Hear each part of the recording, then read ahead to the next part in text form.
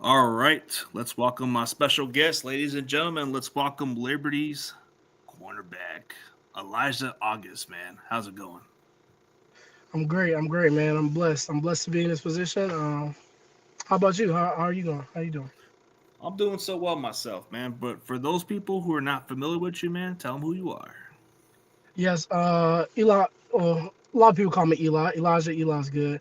Eli August from Liberty University. I've been there all 5 years. I started out as a walk-on originally. I had some offers. I'm from Everett, Massachusetts, so I had some offers up north from like UMass, UConn, Bryant, URI, BC, a couple local schools.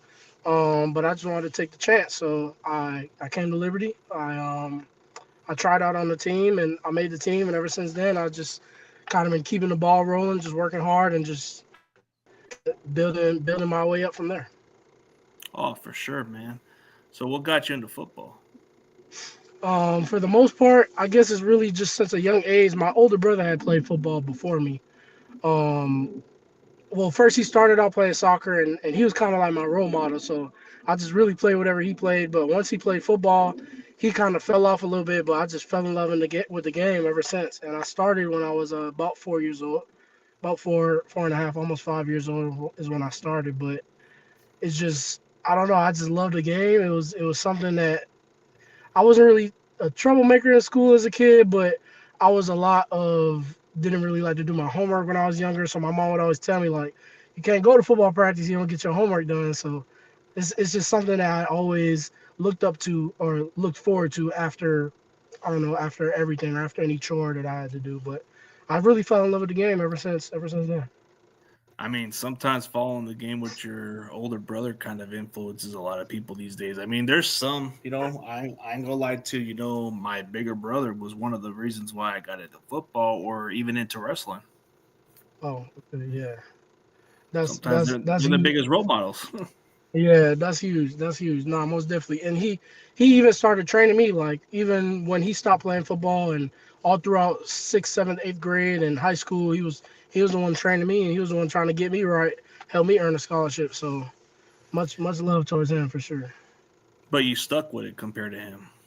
Yeah, yes sir. I don't know. It was just something about the game. It was like the rush, the feeling, the nervousness, the anxiety. It was like everything I kind of fell in love with. Like the rush that I kind of get first from pregame to warm up to start of the game to middle of the game and the end of the game. It was just a different type of feeling that I got that I fell in love with. I can't blame you for that, man. And sometimes once you're into that game, there's no way to get out of it, man. It's like an addiction. Yes, sir. Yeah. I mean, like you said, coming out of high school, you had multiple offers, but what made you decide to go with Liberty over those schools? It was kind of a crazy story. So it was a guy who I played actually. I'm from Everett, so I had played him in high school, and he was my rival teammate, and he always told me like, yeah, like we got some open spots at Liberty, like we need some guys and we're down some defensive guys. And at first, I played receiver, but I always played safety and DB in high school, so it was just a little bit more athleticism wise, more than something I would rather play.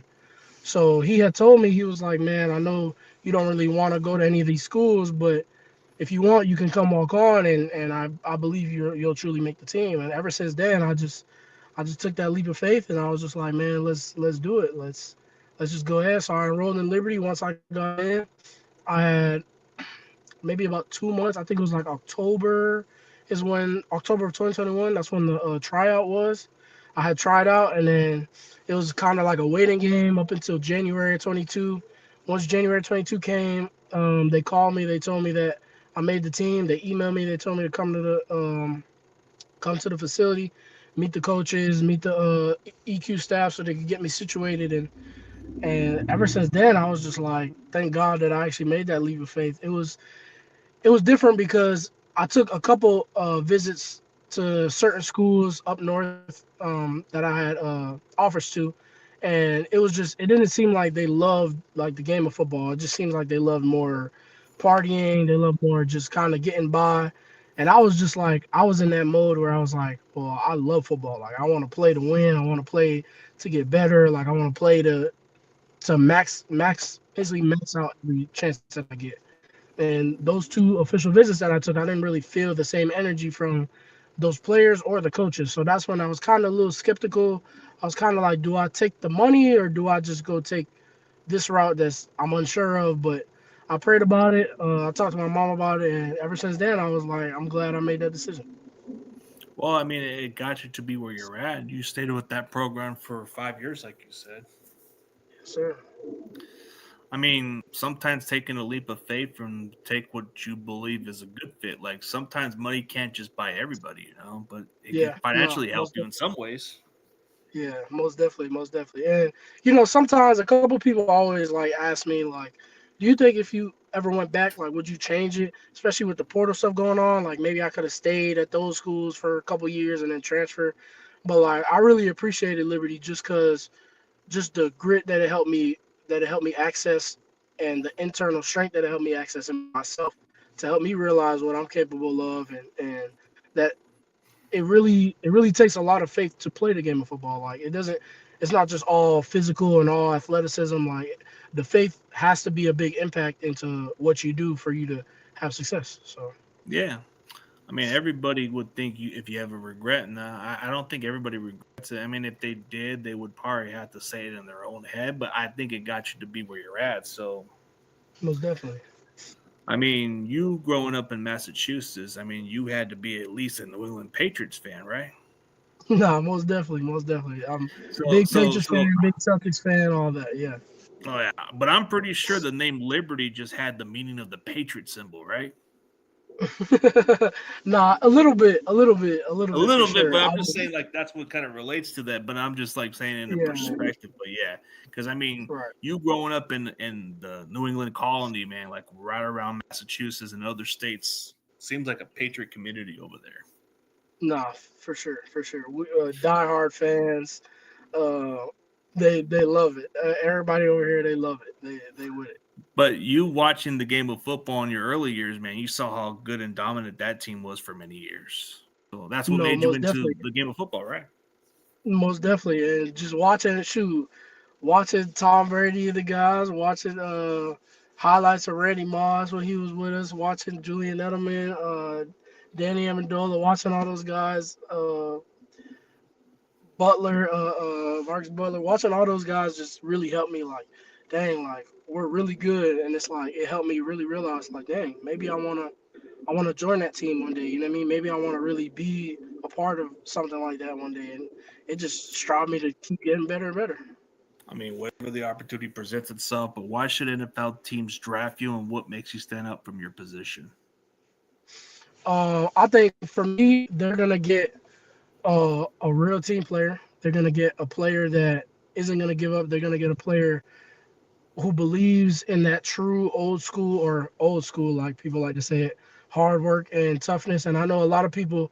I had a lot of questions of why I stayed and why I never transferred. And for me, it's just like you finish what you start. And I think that's what a lot of NFL teams is gonna get from me is a finisher, a real person who loves the game of football, who's gonna grind it out, who's gonna take each step, take each day by day seriously, and is gonna really improve the team, not just the team chemistry, but overall my position room, just the whole defense, just regardless of how it is. And I think really that's how it was at Liberty, because for the most part, like our safety room was so competitive and our DB room was so competitive, and it helped just elevate the whole defense. And then after that, it just helped elevate the whole team. So I think just having a player like me or even a couple players like that on your team, it'll help elevate your team for sure. For sure. And you're very versatile. You can play corner or safety, huh? Correct. Yes, sir. And I played when I start. Well, I started out as corner, and I played a couple games at corner. They moved me to nickel just because a couple guys was injured, and then they moved me there during spring ball. So I played a lot of nickel, and then I played a lot of strong and free this past season just because we had a couple guys banged up at free safety, and then we had a little bit more depth at corner. So they kind of moved me over there so I can kind of navigate. And I was kind of a little bit of the general of the defense. I kind of navigated everything around, help people know their assignments, communicate. And as a defense shooter, that's kind of the most important part. So most definitely the versatility is there, and I believe that a team's gonna like my versatility. Yeah, and I think that's important in today's football, especially at the next level. They're going to want you at certain spots. Like, let's say the injury happens and they want to plug you at this spot instead, so they Right, don't have to get the other person out there in case. right, right. But just from your career perspective, man, how do you prepare for how do you prepare for your opponents and what's your pregame routine? So you talking about like college or? Yeah, like your preparation when you go against your opponents, like you know how you guys do every week, how you get ready for your Okay. next opponent, how do you study for your opponents, and how do you prepare for all the other stuff? Yeah, for the most part, it's film. So for me, I love watching film, and my one of my older teammates, Quentin Reese, he kind of got me into that and kind of got me right with it. But for me, at least say our games on Saturday, I go Monday or Sunday after we review the film from the last game. I go Sunday and Monday just honing in on the film and what their mo is on offense.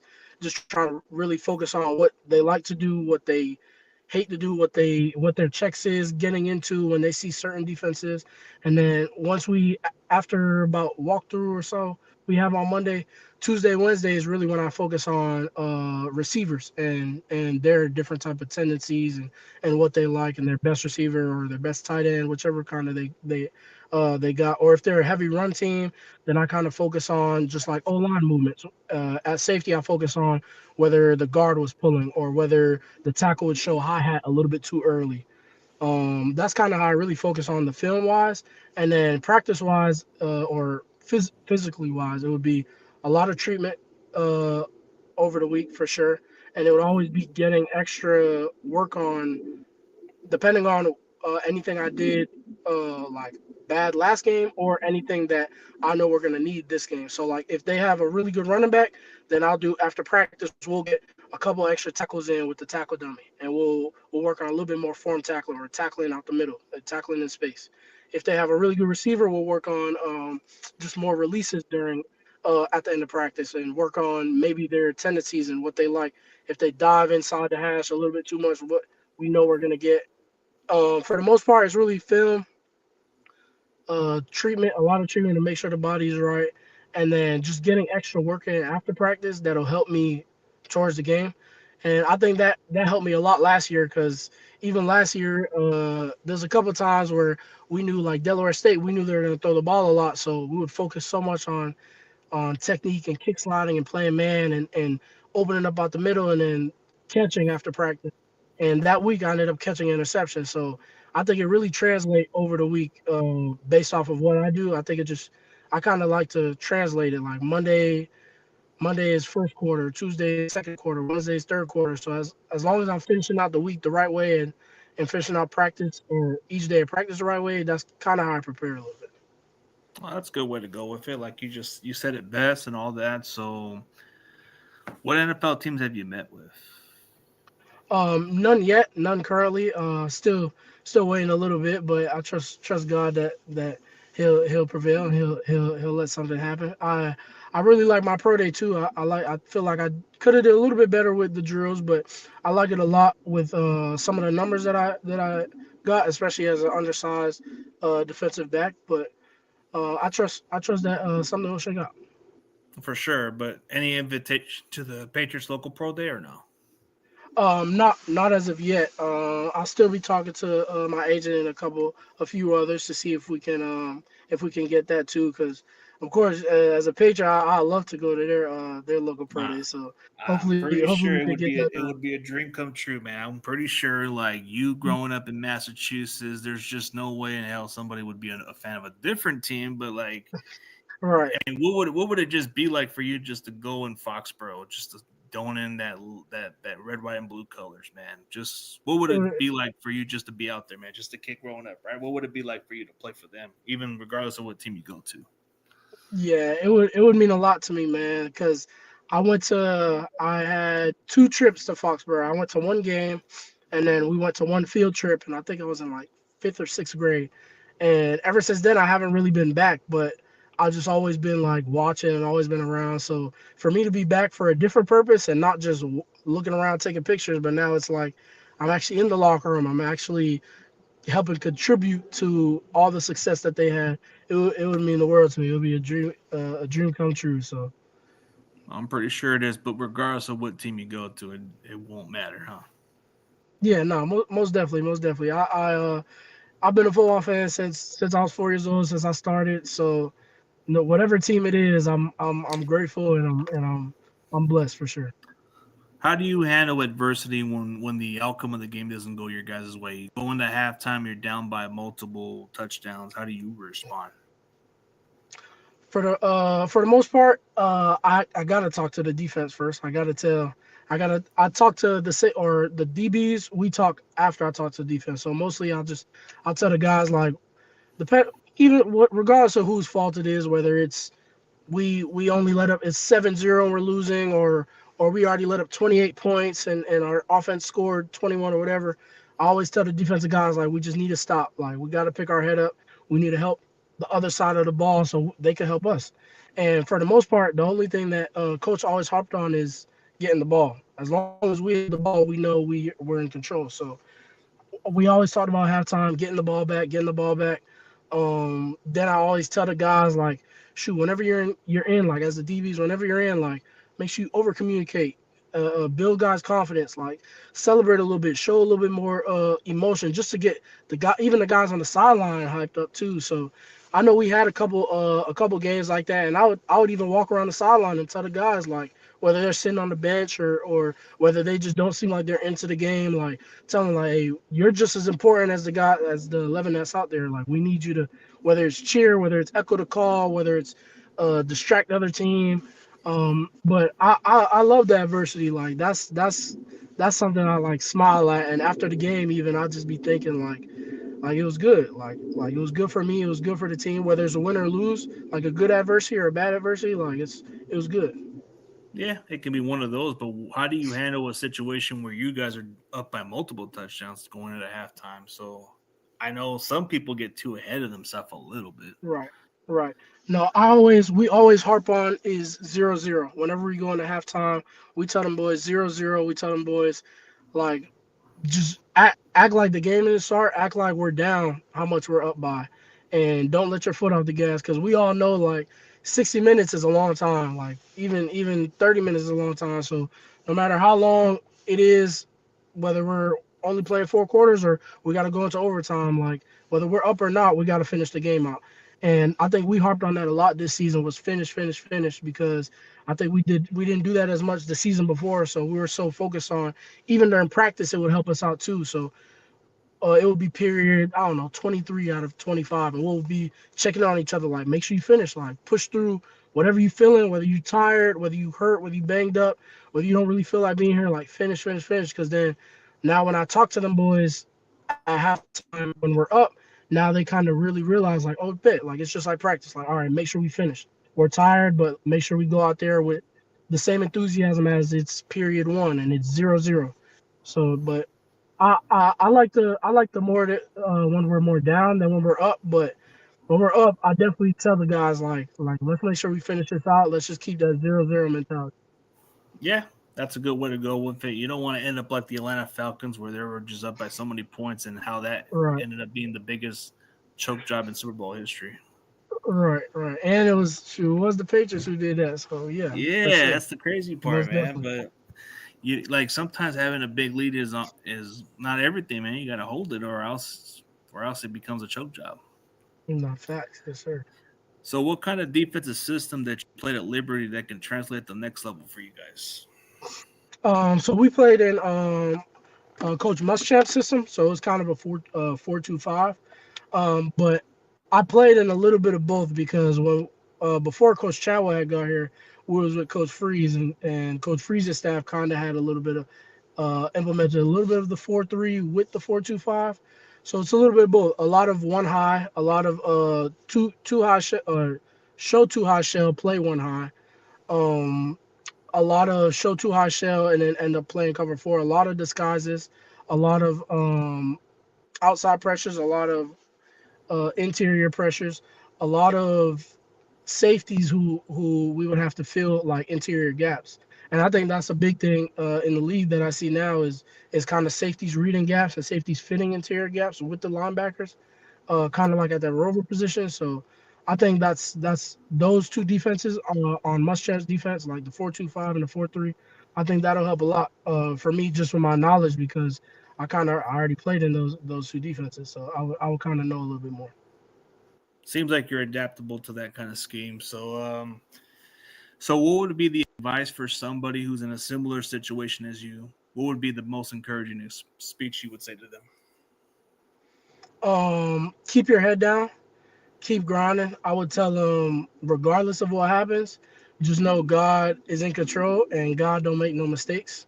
But I would also tell them like, keep your faith and remember who you are. Like remember that that confidence that you had when you were just a little kid and you were playing.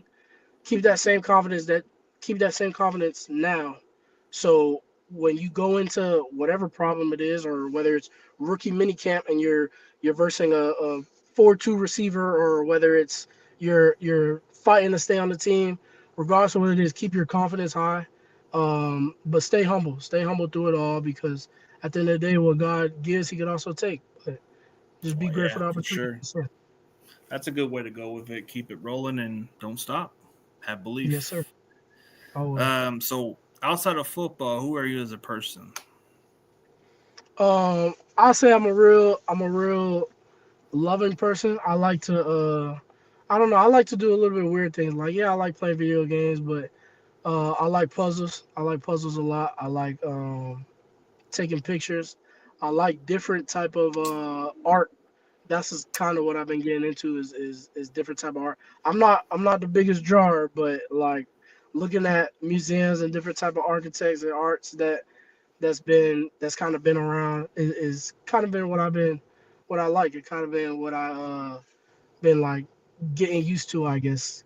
Kind of trying to find something that's outside of football that I can still do like as a hobby. But yeah, I'm a real genuine nice person. I guess you could take that from my mom. She kind of raised me a lot, so it's a little bit. And I grew up with about like 13 girls in my family, sisters and cousins involved. So, you can't be too rude when you with a bunch of when you family's a bunch of girls. So, Yeah, that's always been told that way, man. Like we got to be respectful to the females, or else it's the other way around. nah, yeah, most definitely. But Oh yeah, I've been yeah, I've been I've been getting a little bit into just a bunch of different things just outside of football. So, oh for sure. I mean, we all have backup plans. Since you already majored in Liberty, what would be your major or backup career in case? I majored in healthcare administration, so it's kind of like managing a hospital, if that makes sense. Being the manager of a hospital. My mom is a nurse. She works in a nursing home, so she kind I kind of know how the nurses is and how they don't really get paid enough, and that's just kind of something like I would like to change, like just being able to help more nurses out, help people out on the business side of the healthcare field. So that's kind of what I've been trying to envision. Seeing how I can start that. I'm about to finish my master's, so I think about two more classes left, including my internship. So hopefully that'll be done soon too. Oh yeah, man, that's got to be a good way to go with it. I mean, you got a backup plan in case. I mean, football's the dream, of course. You want to pursue it and try to make the Yes, sir. most out of it, of course. Most definitely. So, like you said, you play video games. So, what game would you prefer playing, like Xbox or PlayStation? Oh, I'm a big PlayStation guy. My brother's an Xbox guy, but he couldn't get me to change on that one. I can't lie. I'm a big PS5 PlayStation guy for sure. So, Madden or NCAA? Mm, Madden. I'm a Madden guy for sure. I Well, like you're gonna, Madden. yeah, you might as well, man, because once you enter the NFL, you can just put yourself in that game. Oh yeah, no, for sure. I definitely be playing myself. I mean, I did play myself a little bit in NCAA, so that was fun too. But nah, I'm a big Madden guy. I've been a Madden guy for however long. I mean, we missed the game. We missed NCAA because we ain't had it since 14. But nah, I'm a Yeah. big Madden guy for sure. been that long time ago too. Yeah, most definitely. But for a cheat diet, what do you like to eat for a cheat diet? Like, let's just say there's nothing wrong with your off day, man. We all got something to cheat diet on, you know. Yeah. Up